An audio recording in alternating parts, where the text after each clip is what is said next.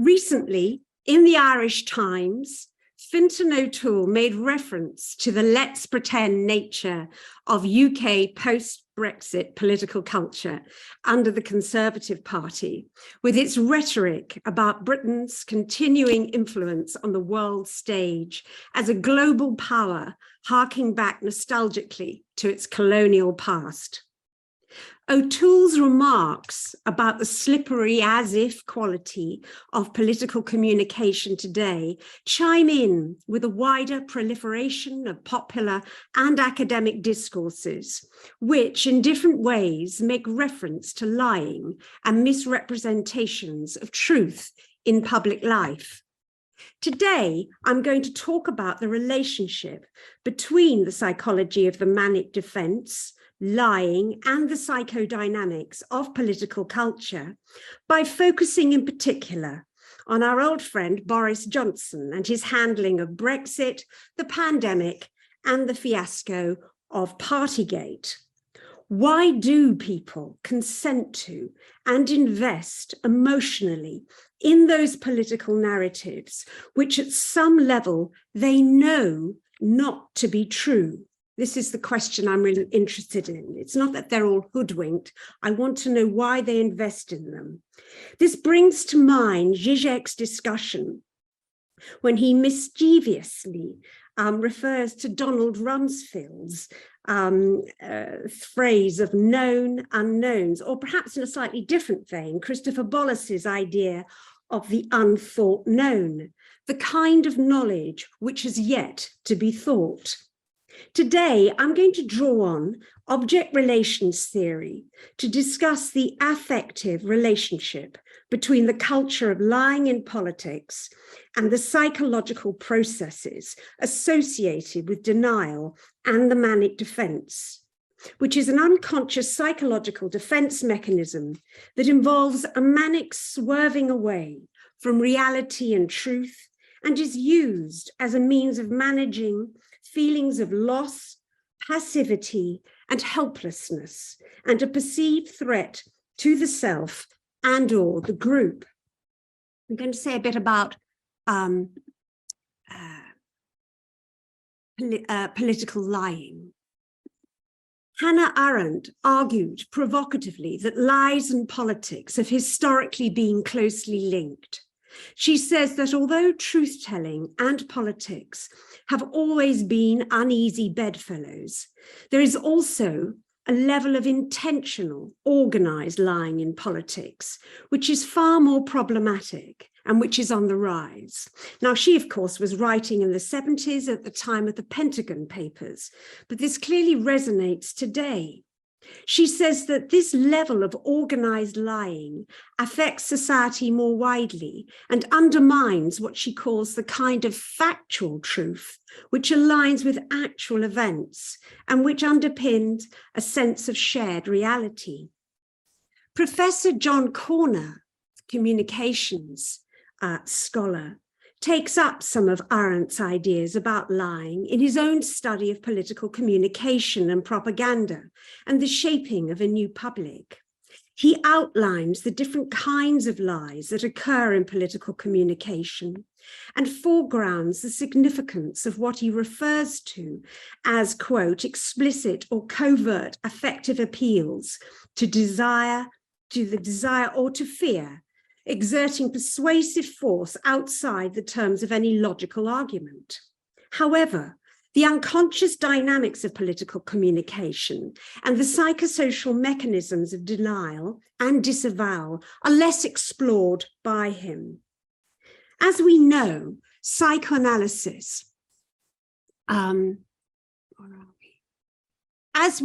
psychoanalysis has something to say about truth and the defenses that are deployed as part of this process.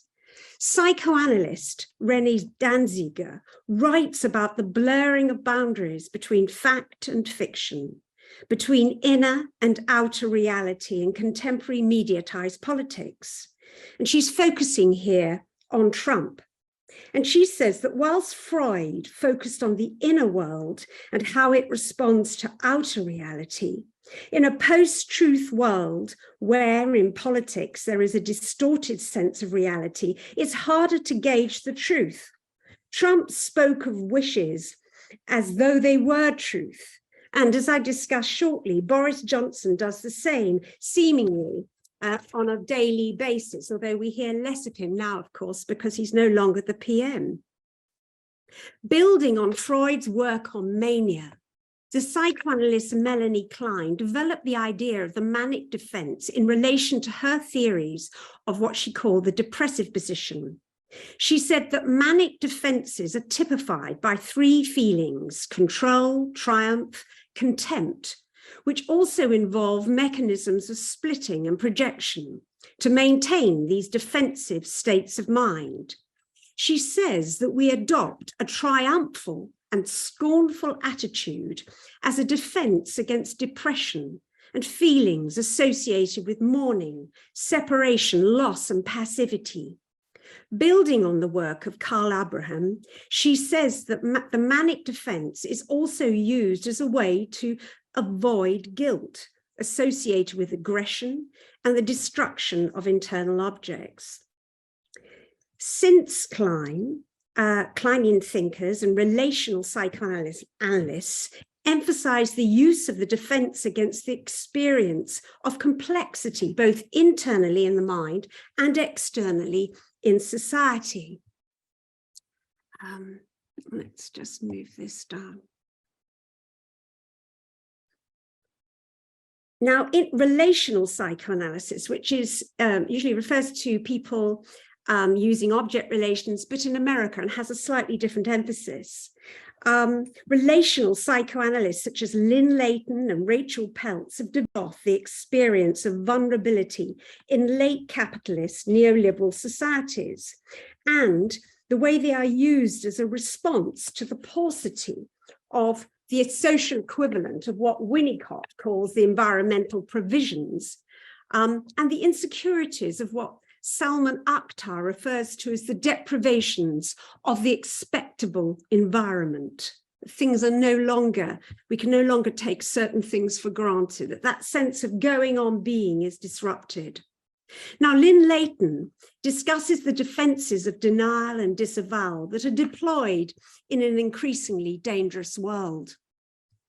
She reminds us that disavowal is a repudiation of reality, and that this first occurs, not as Freud said, in connection to sexual difference, but rather in relation to the truth of our dependency and vulnerability.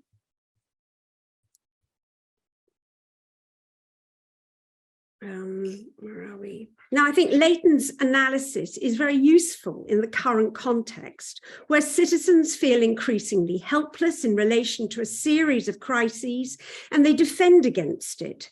Crises that include the pandemic, climate emergency, economic precarity, a refugee crisis, and displaced homeless people at the mercy of forces beyond their control. And now we have the return of war in Europe.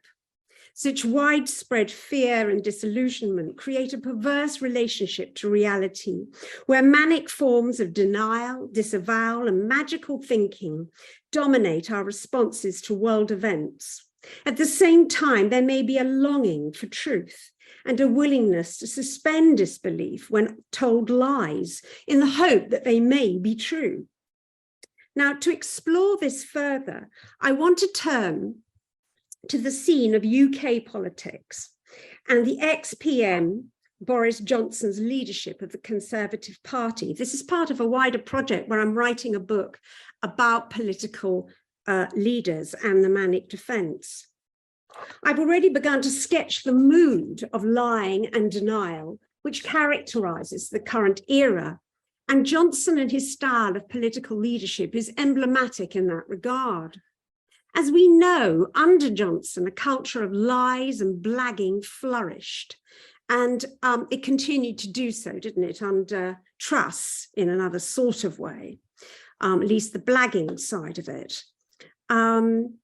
And in an age of precarity and social division, when many people feel so bad, his recourse to the language of feeling good also reflects the close relationship between the performativity of celebrity politicians and the emotionalization of politics today, where the language of positive psychology is often used in the service of stretching the truth and denying reality.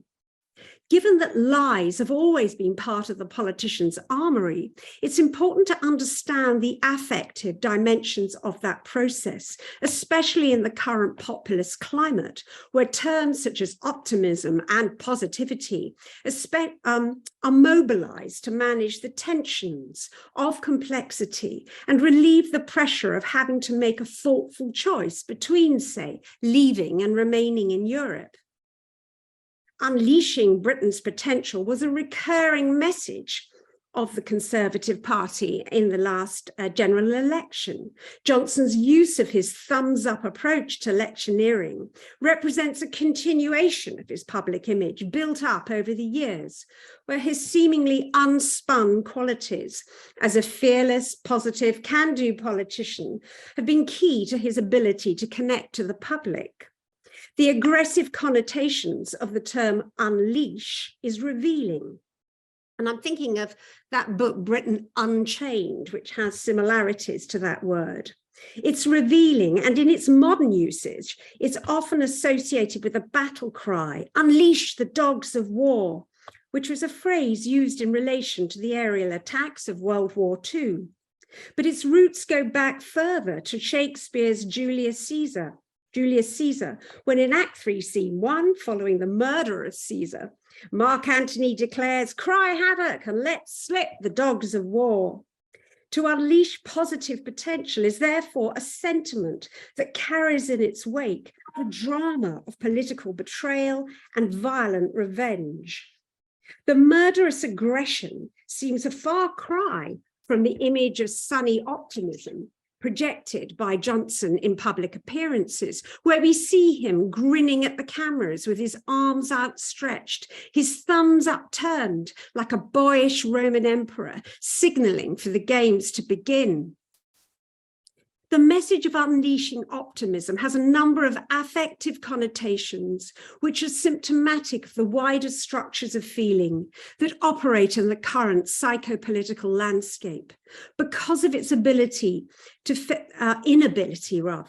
face the painful realities of both the present and the past, and the less than positive legacy of the present government. Much has been made of Johnson's penchant for bending the truth in order to promote his version of events, and his capacity for disavowal and denial constitutes an extension of that deceptive practice. So what feelings are being denied and therefore managed by Johnson through his presentation of optimism and positivity? In an era of volatile emotional politics, Johnson managed to ward off any potential Nietzschean ressentiment of his position as a high-profile politician by representing himself as an unimpinging figure that people can enjoy. Now, Lita Crociani-Windland and Paul Hoggart have argued elsewhere that the ressentiment refers to a poisonous but pleasurable form of resentment that can be politically manipulated, amplified, and given an object on which to discharge an unpleasant affect. Johnson is skillful in mobilizing this mode of affect to his own advantage by projecting it elsewhere. For example, he mocks the pomposity of those in the establishment and any notion of governance associated with his role as a senior politician is thus undercut and deflected onto what he sees as his dull and out-of-touch opponents, and the so-called elite, of which, of course, he's also a member. The scapegoating of women, EU nationals, ethnic minorities are part of this same process, whereby they and not he become the objects of contempt and ridicule. Therefore, the so-called unleashing of optimism and of Britain's new potential also lets slip a new form of dog whistle politics to great effect. Alongside this defensive strategy of projection, splitting and denial as a means of shoring up his populist appeal, he tells outright lies. And there's been some comment, we might want to discuss this later, about Sunak at the moment in relation to the legacy of Brexit, where he continues to deny the economic legacy of it. Johnson's Brexit promise / lie on the side of the bus of saving 350 million quid from the EU for the NHS is an obvious case in point. It was a lie. Most people knew it, including those who voted to leave, but they suspended disbelief and went along with it all the same. If they did know, they didn't care. It was worth it. Now, I've done a fair bit of research into Brexit and into the feelings and motivations of Leavers and Remainers. And as one Leaver told me, of course we knew that the 150 million pounds wasn't true. Do you think we're stupid? The joke apparently was on the Remainers who made such a fuss. During the 2019 leadership election hustings, we saw an ITV audience laugh their heads off when Johnson was asked if he believed in telling the truth. They all thought this was really funny. But a few weeks later, he got a huge majority of 80 seats at the general election. This suspension of disbelief on the part of the public of choosing to go along with lies takes us into the realm of disavowal and the Manic defense, where you can see it, but at the same time, you can't or don't want to.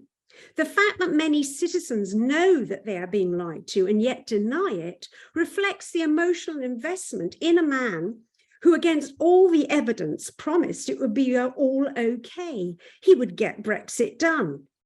This can be interpreted as a Manic defense against abandonment, loss, and shame.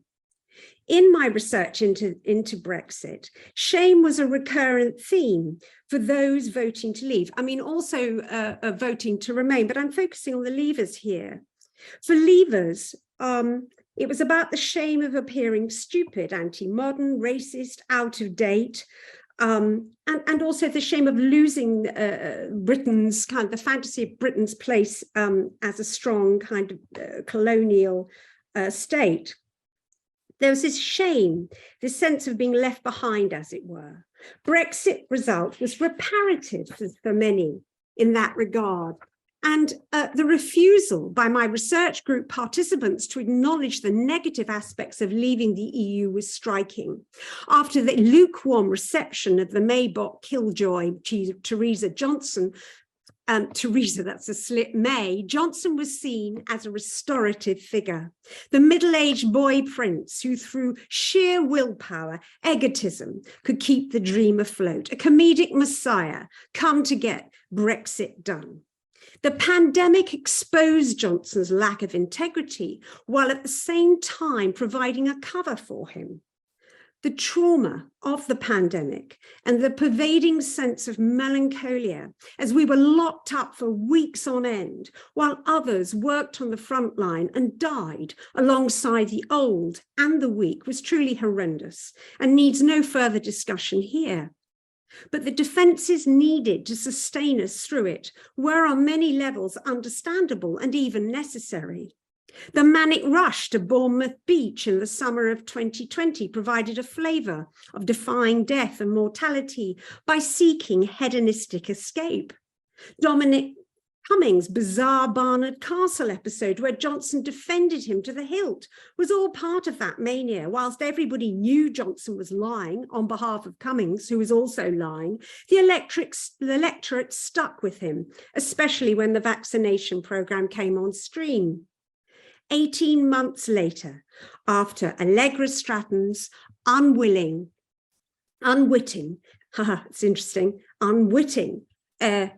big reveal in the video where she talks about the parties that happened at number 10, Johnson's appeal waned. He stopped being funny, and it was as if the electorate and many of his own MPs woke up, interesting word, woke up, and suddenly the joke was on them too. Everyone had been deceived, and for many this was a lie too far, creating a sense of shame and anger that they had been so duped and taken in. Despite the government telling us, quote, to move on, the defences have been breached. The spell was now broken. Their own sense of collusion and culpability in backing this man became apparent. This episode, I think, shows the limit of the Manic defence in politics. The outcry over Allegra Stratton's video needs to be seen in this light. I'm not personally sympathetic of Stratton, but if you watch the video closely, you can see that she isn't laughing at us, but rather one can interpret her rather manic, nervous laughter as expressing a kind of disavowal of the truth and an incredulity that she's being set up to lie on Johnson's behalf. In the end, the dogs were unleashed on her, as she, as in a long line of others in Johnson's government, his family and beyond in the country, was sacrificed so that Johnson's career might survive. Okay, that's the end of the paper. I'm going to show this clip of the film. So, Catalin, I just reduce it. Hang on. Stop sharing. Yeah, I'll screen it from my side. You'd screen it from your side. Yeah.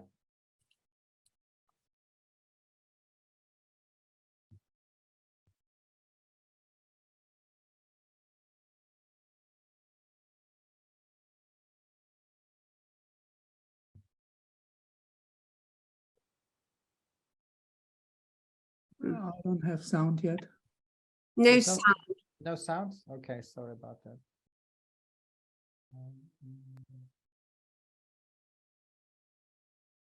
Yeah. Sound should be now there. The British Prime Minister is under the spotlight after a leaked video emerged online where Downing Street staff were seen joking about a Christmas party last year. This video footage obtained by the British broadcaster ITV was shot on the 22nd of December last year. The video shows Johnson's then press secretary, Allegra Stratton, taking questions from her colleague Ed Orfield. It's a mock press briefing where Stratton can be seen joking about a fictional party. Take a look. Anybody have any questions today? Do you recognise those reports? I went home. Hold on.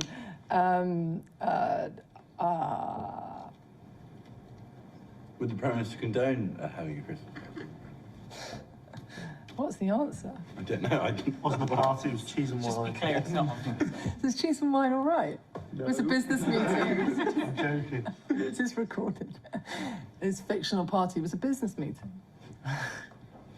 And it was not socially distanced.